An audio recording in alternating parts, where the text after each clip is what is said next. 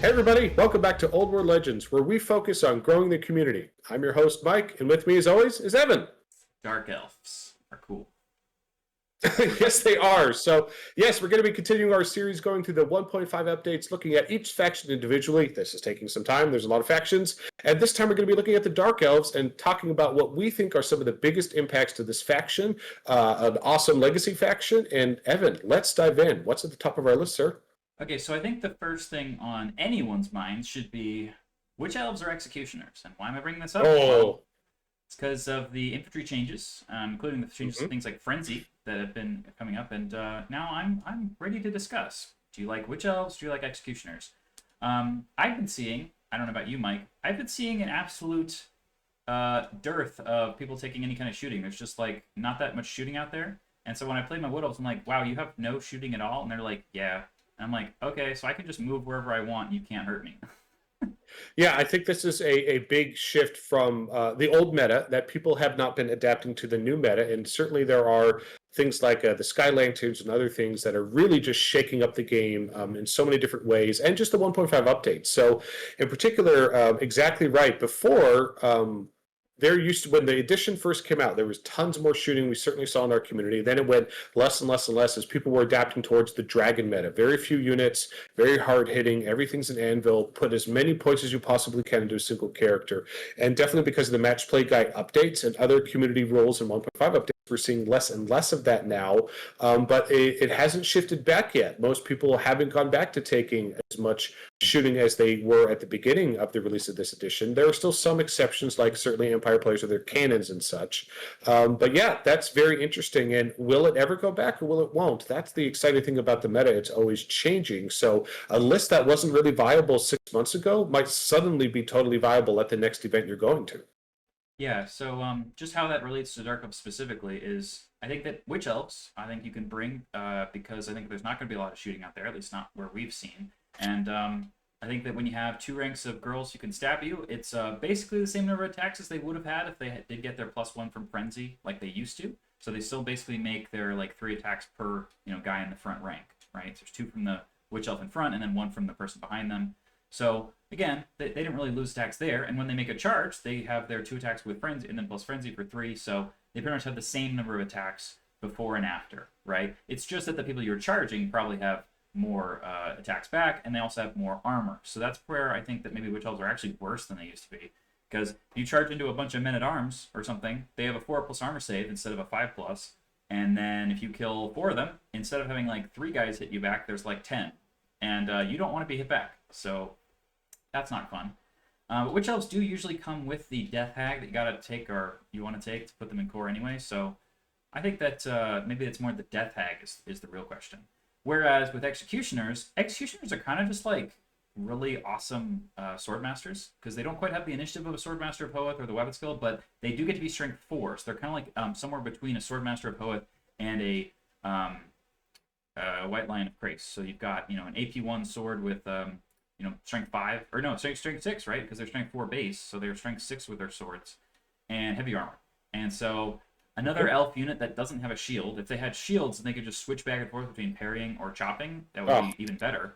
But obviously they can't do that, so they no. just hit you really hard. And I think that once you combine that with being able to take demonology and sticking a character in there who wants to cast spells on them, that seems pretty good. I think that's very good. Very, very powerful. And I think Yeah. before, right, this is one of those examples where when they were just a single rank, right, you could do enough damage very reliably to wipe out or at least cripple the attacks coming from that front rank. So it didn't matter how good their damage output was. You could hit them so hard that you could whittle that down to didn't matter. But now that you can fight in 2 ranks, it is significantly harder to kill more than 5, more than 6, more than 7, depending on are they 6 wide, 7 wide, 8 wide, etc., depending on how they're being run. And so suddenly now the clap back, even if you wipe out the front rank, and by the way, it's the second rank, even if you're wiping that out, you're going to get so hard back, you really have to think twice about charging. And again, things like knights, cavalry, other things like that, that reliably could go into this and feel very confident. Suddenly, that confidence is not so strong. Yes, you are going to kill a whole bunch on the charge, but you're going to take some heavy casualties on the hit back. Yeah. So a great way to not get hit back is to just hit them so hard that they don't get to hit you at all. And even if you fight in 2 ranks, I think that if executioners got buffed by demonology or dark magic, and got to charge in there, they probably would just wipe 2 ranks of state troops or clan rats or things like that, because you could take Harkanath Banner to be AP2 already, and then if you do Demonic Vessel, that's already AP3. And again, a lot of people are very poo-pooing on the idea of taking magic because, oh no, the other person will have magic resistance and I can't cast my spells. Well, guess what? If you cast an enchantment or a conveyance spell, they don't have magic resistance because you're casting on your own unit. So instead of targeting the enemy with magic missiles and hexes, target your own units with enchantments and conveyance spells, and you don't have that problem. And then when your opponent, who didn't take a wizard, can't dispel you, it's all party time for you. So if you have a very key plan off of using magic and the other person just didn't even bring any dispelling at all, you will have an absolute field day with that person if you know how to use it right. And I think that Executioners are good brick to build that around. So again, we've been talking about Demonology Bricks here. We've seen, or at least I've seen, some people being doing this quite effectively. As long as you get the spells you want, so maybe you need Lord Familiar, I don't know. Being able to use Steed of Shadows and Demonic Vessel is unbelievably good. And Demonic Vigor even better. So, just being able to get in there, actually survive some hitbacks and stuff like that. Very, very good. I'm excited about that. I would very much like to try that. Absolutely. Yeah. Plus, they're just awesome models, and I want to see them on the table. Yeah. I very much want to get some. I've got Witch Elves. I need Executioners. They're so good. Get another unit of Elf with heavy armor and two-handed sword that I have. I've got Sword Masters. You can never have enough. White Lions. I've got Keep going. Rangers. Keep I going. need these guys. You gotta get them all. They're so cool. And then we have Cold One Knights, who, I mean, yeah, there was the change to stupidity to make it unbelievably terrible if you fail it. But on the other hand, a really hilarious build that I've been wanting to do for a while, taking the Wizarding Hat on the champion so you can just be double stupid and still cast a spell at +1, is better than ever, because casting a spell at +1 is no longer all that bad, because the dispel is not overwhelmingly powerful, right? So I think that you should do that and just have fun with it. Or you can take a sorceress and put her on a Cold One and stick her in the unit. That always works. I think the main thing the Cold One Knights need to be able to be brought to the table is for you to have a Dreadlord on a dragon, so he has an 18-inch range of leadership 10 bubble. Because Cold One Knights really need to be leadership 10 so that they don't fail that stupidity test. If you're leadership 9, you are screwed because it just happens so often. The delta between on 2 dice, and we've talked about this in many videos, of one delta difference is a big difference on the percentage chance. And so the difference from 9 to 10 is pretty huge. 10, the unit is going to be incredibly reliable, and definitely going to be stable on the table. So, but to your point, if you're not on a large target, you don't have that 18-inch range. So it makes it a lot harder to stay within range of that character, unless you're putting the character right. But again, you're really hoping that you want to have, the Cold One Knights are a fist, a hammer. You want to have a couple hammers in your arm. So you really don't want to double or triple down necessarily on a single unit. So putting that Dreadlord on that large target, hopefully, is a way to get at least two hammers out of the situation. Absolutely. If you're definitely going to not take the Dreadlord, then I think that you have to not bring Cold One Knights. It's just that bad. You will just roll a 10. You will feel bad. They will not do anything, and then you'll die. So we already talked about the Demonology Bricks. I really think that the key use here is the Executioners with the Wizard, because I think the regular Dark Elf Warriors on foot with a sword or a spear are just not good enough to matter. That Demonology unit is better when it's already good, and you just made it even better. Especially because you're going to be charging into 2 ranks of infantry swinging back at you. Like, let's say that they're hammerers or longbeards. You need to be able to hit overwhelmingly powerful, right? Yep. Okay. Now let's go into the arcane items. So what are we going to take on our wizard, right? So we've got a couple options here. I think that people weren't taking the black staff before, especially because you just buy power scrolls. But now that you don't have bonuses to cast anymore, the black staff giving you, and it's basically like having a power scroll with every single roll. You roll the 3 dice and take the top 2. That's very, really very powerful. Good. It's really risky for the miscast, but things will go off for sure. I think the main question is, Mike, is whether you're going to get the spells you want, because High Elves and Dark Elves are the 2 factions in the game that have a quote-unquote spell familiar type item, but it's not common, which means you can't take it and something else, unlike Vampire Counts and Warrior Chaos and all the people else who get to do that, like Cathay. Yeah, but not everybody gets to do it at all. Trust me, I wish I could with my Orcs and Goblins, but it is a lot more limited there. So, that is a tough choice, and so it forces you to make interesting choices. Do you want to have more of that likelihood and that power of getting your spells to go off harder to dispel, but at the same time, you aren't necessarily going to get the spells you're going to get. So it really, you really, in that case, want to be making sure there's at least two potential combos that your wizard can be contributing to, right? Because if you build your wizard that this wizard is built for missiles, right, and you just don't roll the magic missile spells, well, then suddenly your battle strategy it falls apart because it was meant to be a soloing caster. Versus if you're like, okay, there's a build here where this, if it's a missile character, great, but it can also be a unit buffer. Well, if I have depending on what I roll. Therefore, I'm going to make sure I'm going to take a unit. So depending on what I roll depends on whether this character is going to go solo or whether they're going to go the unit. So you really have to, if you can't rely on your spells, you have to figure out from these spells, if you're going to get 4 out of them and you don't get these 2, what are the combos? You need at least 2 combos with your wizard, and you need to list plan and craft it so that you can be flexible depending on what the dice gods decide to give you in that. Okay, and then I personally think that if you're taking Black Staff, you're probably taking like Illusion or Elementalism, where you have to be targeting the other person with the spell, so you really need it to go off. Whereas if you're taking Daemonology or Dark Magic, the importance of getting the right spell in the first place is so important that you have to take Lore Familiar instead. And that's and then you can just buy Power Scrolls, which I did. I took 2 Power Scrolls to the last RTT, and it was exactly the right number. Where there was a couple times where I was like, cool, I really need the Walk Between Worlds to happen, and I'll use it. And other times I'm just rolling a spell, and if it happens, that's great, and I don't need it to happen or else I lose, right? That was not the situation I put myself in. And people have been very reluctant about that. It is interesting. If you recall back in the day, back in the older, like taking a Dispel Scroll and Power Scroll was very common. Now, that being then, the Dispel Scroll was an automatic Dispel. But that being said, rolling 3 dice to Dispel something is very good odds you're going to be able to Dispel it. But generally speaking, in our Old World Legends community, we haven't seen a lot of people really taking them. And even though you're like, well, Mike, you only get to use once and it's a 6-turn game. Yes, it is a 6-turn game, but often it's not going to be applicable turn 1, and typically the game is won and lost on turn 3 through 4. That's typically when the game is won and lost, is 3 and 4. You can potentially lose on 2, you can potentially lose 5. Those, losing on round 5 is usually a great game. It means it's really close and you're having a lot of fun. And again, it is very uncommon to lose on turn 2. Typically, it's turn 3 or 4 are the go turns. Those are the big turns where each army has done its positioning. You're both facing each other. Points are being racked up on the objectives. Now it's go time, and you need to make sure you deliver it. So again, you don't need to cast it every single turn with that Power Scroll. Getting it on that 1 or 2 critical turns can make all the difference in the world in turning the tide and that one tough fight or that one key moment in the game that might win you the battle. It's like, for example, if you have the Daemonology unit of Executioners, who have Drilled, who could buy Drilled, by the way. Now, they do get them pretty expensive if you do that. But let's say you do it. Yeah. Steed of Shadows, Drilled, March 36 inches. You only need to do that one time. You just do it one time, get behind everybody, and they're like, oh, so what fast. the hell did you just do? And you're like, yep. And then you're behind them. And then if they spend a turn turning around, you go, that's fine. I still charge you, and I just murder the crap out of you.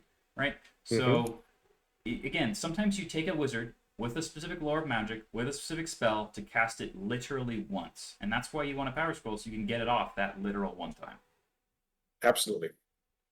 People are more used to the idea that I'm taking a wizard to get Fireball, and I have to cast Fireball 6 times, or else it wasn't really worth it. Right? Yep, but the reality is, it is incredibly rare to cast it 6 times. You're almost never casting it turn 1, and it's pretty rare that your wizard's still... If your wizard's alive on turn 6, you're probably winning the game already. So it's not. Even though it's 6 turns, you're not going to be casting the spell 6 times. Right. Also, we had the Focus Familiar, which was unbelievably good before, in particular because it lets you cast further away and be out of Dispel range. But now, if you're targeting someone who has magic resistance with like your Plague of Rust or your Miasma Mirage, just having Focus Familiar with only a +2 to cast is not going to do it. I mean, that's just not going to work. So in years gone past, I would have said, cool, if you want to be an absolute jerk and you want to be as good at Dark Elves as possible, take take your Sorceress, take as many Focus, literally like 5 Focus Familiars, like just keep buying them, and Power Scrolls or whatever, and take Illusion and Lore Familiar, and you fill up all your points on just that, and you have Miasma Mirage turn 1 against everybody, and then you keep doing it, turn 2, turn 3, turn 4, and just do it from hella far away. And this whole time, the enemy's Star Dragon Prince, for example, is walking forwards like 5 inches, and he just sits there because he can't charge, he can't do anything. And if you just have a single character who just consistently just does that, that's great. But now, casting Miasma Mirage with your +2 to cast is pretty hard. So I don't know if you really need to spam Focus Familiars as much as you used to in yesteryear. That makes sense. Yep. Okay, so moving on to the next bullet point. Personally, I kind of think that the Dark Elf Dragon Rider is the best dragon for the 500 point cap. So if you only use 500 points, the Star Dragon Prince loses some of his items that he can buy because he can't really Hmm. supercharge himself as much under that price. But the Yep. um, but the Black Dragon guy can either have like the Talisman of Protection and the Dragon Slaying Sword, which I think is an amazing combo on this dude because he's pretty damn durable and he'll just live long enough to eventually roll that 6, especially if he's fighting a high elf dragon and getting hatred and rerolling to wound or rerolling to hit, right? So, because he has eternal hatred, Mike. So if my if my Dreadlord on dragon is fighting the high elf lord on dragon, I just reroll to hit every single round of combat, which is pretty cool. Yeah, it's amazing, and it's so rare in the game. Yeah. Most people think, "Oh, I have hatred. I get to reroll." No, it's the first round of combat, and that's it. Yeah. And the biggest difference is with 1.5, we're seeing the combats last longer and longer and longer. There's a lot of reasons for that. Part of it is less points on a specific character. Part of it is that you have to choose offense or defense. Part of it is infantry are staying around a lot longer. There's a lot of factors, and it feels great. It feels good. It's not just boom, one and done. It actually feels like, units battling back and forth as you want it to feel, which is fantastic. But you really have to shift your thinking of, this is not a single round of combat. This is likely going to be multiple rounds of combat. Definitely surprised a lot of people where, my orc war boss, black orc war boss in a wyvern charges in, and he's pretty much tooled up on all defense, with talisman defense, regen, troll pants, and all that jazz. And he just has a great weapon. And it's like, yeah, he doesn't have anything special, but this combat's going to go on for 4 rounds, and you're not going to kill me, and I'm eventually going to wear you down. And that happens a lot, and it's the same for many other characters and many other units and armies. So having eternal hatred, every round you get to reroll, is way more powerful than it was before. Just because of the shift in the game. It's not. It's good to point out that happens versus the High Elves because there's a lot of High Elf armies out there. In fact, the High Elves are the most common group of elves, at least in our meta, but in general in the world. And the High Elf Dragon is also very, very common. So that build, I think, is very, very good. Or you can just take all the defense items like Pen and Achilleth and the Shield of Grand, and you'd be pretty damn durable. And you're still under 500 points. So again, I think that you can't get to the 2+ armor save against shooting with like the cloak of whatever it's called anymore. But Yep. So basically that cloak doesn't really matter. It's sea dragon cloak, but that's true for everybody else. Yeah. Nobody else on their monstrous mount is going to get to that 2-up save either. Very true. Okay, so up next is, again, I'm going to continue harping on this. Strategic locations are held by a unit with unit strength 10 that's core. So 5 Dark Riders in skirmish can just run up there and be like, cool, we have it. If anyone charges us, we run away, rally, and come back, right? So if you have a unit of 5 fast cab in your core slot, holy crap, is that just incredibly annoyingly good. Because you can get up to the strategic location in the first turn. You can also, with this kind of a unit, you can run very quickly to the other side of the board to grab and destroy the enemy baggage train. A lot of people are loving the idea of you ambush with like a 5-man, Marauder unit or 5-man of Gore that are just ambushing or something. You know what's even better is just being able to walk across the board very, very fast and just get there. Because they have movement 9, they just run really quickly. So Dark Riders are just better than ever before. Actually having some kind of an armor save, very, very good. And then we could talk about the crossbows and how it's very sad. You roll so many dice and just nobody dies. Strength 3, Armor Bane 1 is like, okay, whatever. Not the best. Yeah, they're fine. It's particularly good if you're playing against somebody like the guy I was playing at the RHT who had the whole Slayer army, so no one had any armor at all. Yeah, but I think to your point, again, you still have that. It's because you want to field them as a large threat. You want it to be the same threat level as like a cannon or a war machine or something else.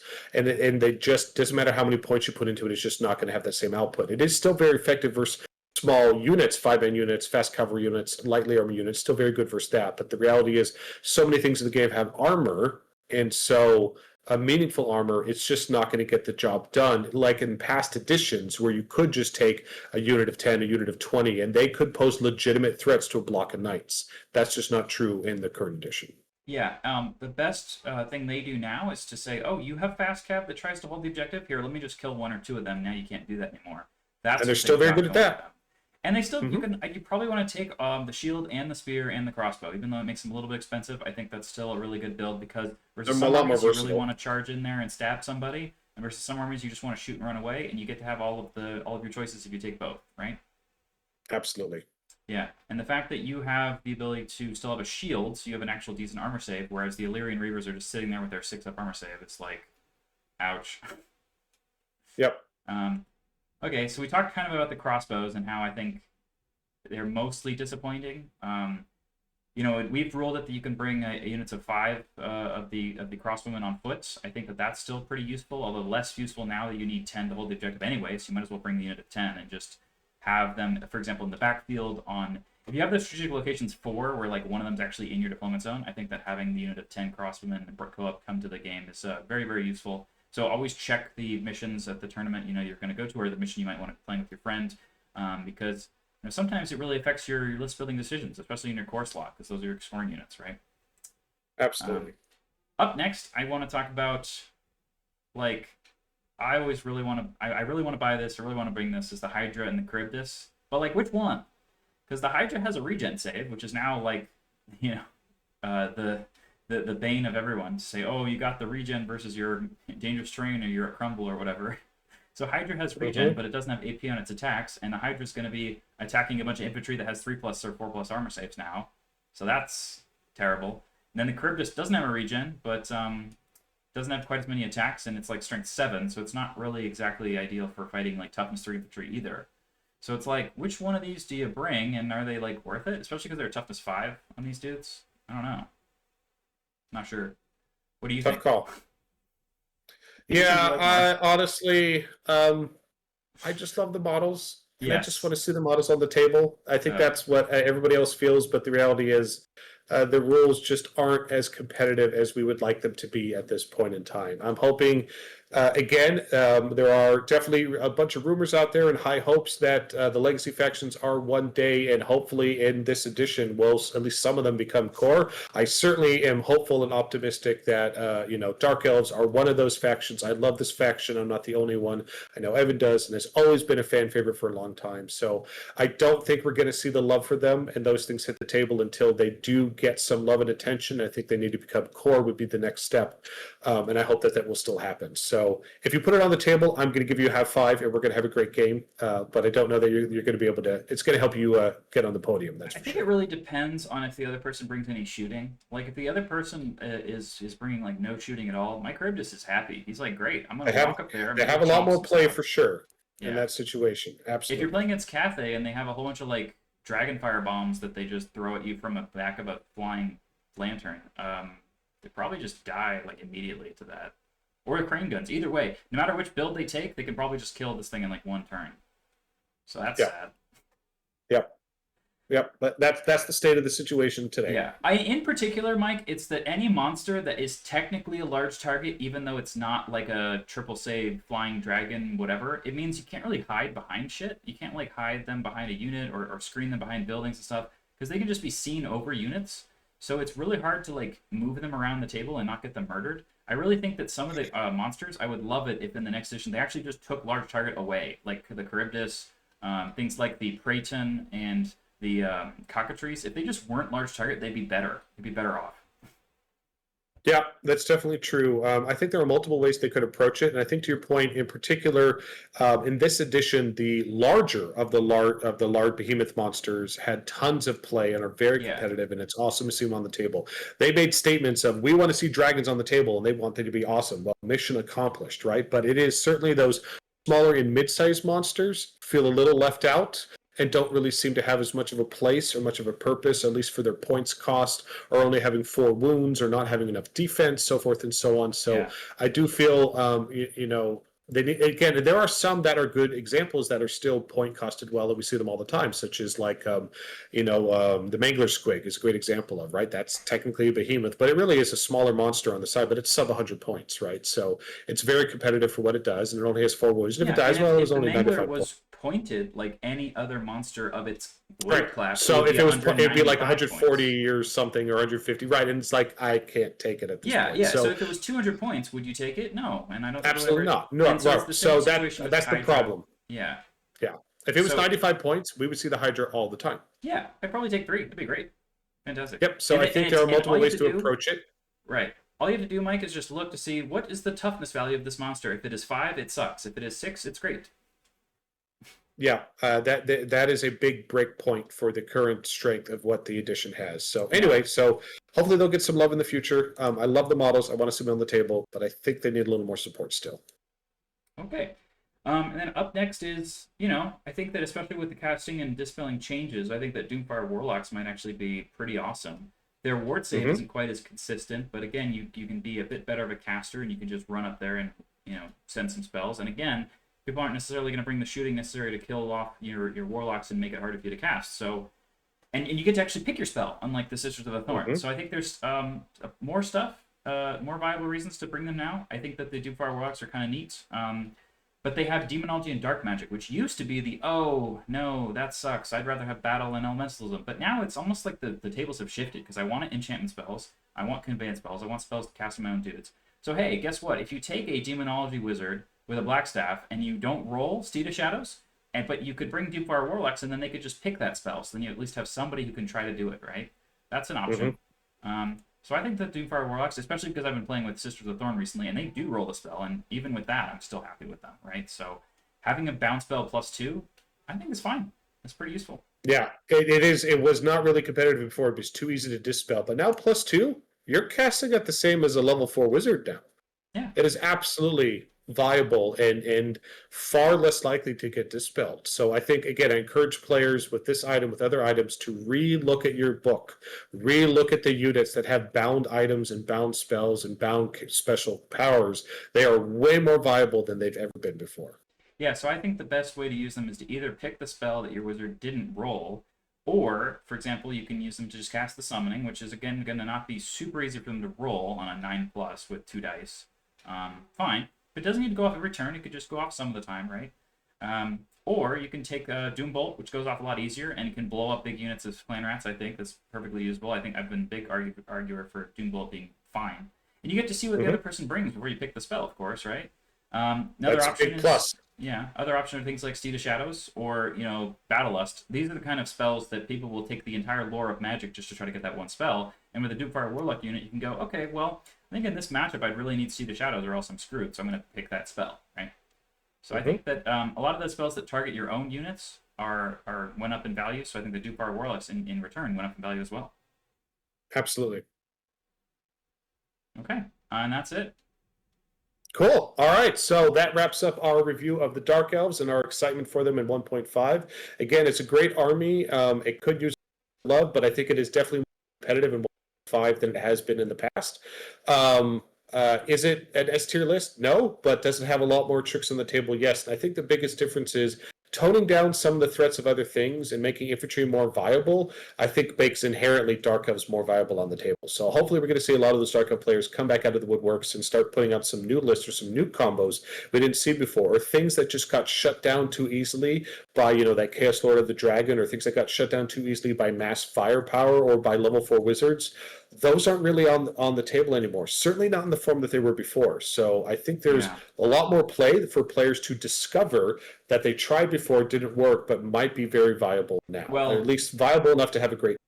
yeah, and not to lean too hard into the concept of, oh, just win at all costs with any rules necessary. The Dark Elves have the best ability to take two dragons in this character slot and still have them both be very good. I think the High Elves is right behind them with only some downsides by doing that. But the Dark Elves actually have a better ability to take a dragon under 500 points, and it can take that and the Spellcaster Dragon, which is better than the High Elf equivalent of that. Absolutely. All right, so we're going to wrap this one up. Evan, any last words, sir? Just that everyone out there needs to stay legendary, and then if you want, we have a list to our Discord in the description. So if you want to come to our Discord and talk about your lists or games you're playing, always welcome. All right, we'll see you next time.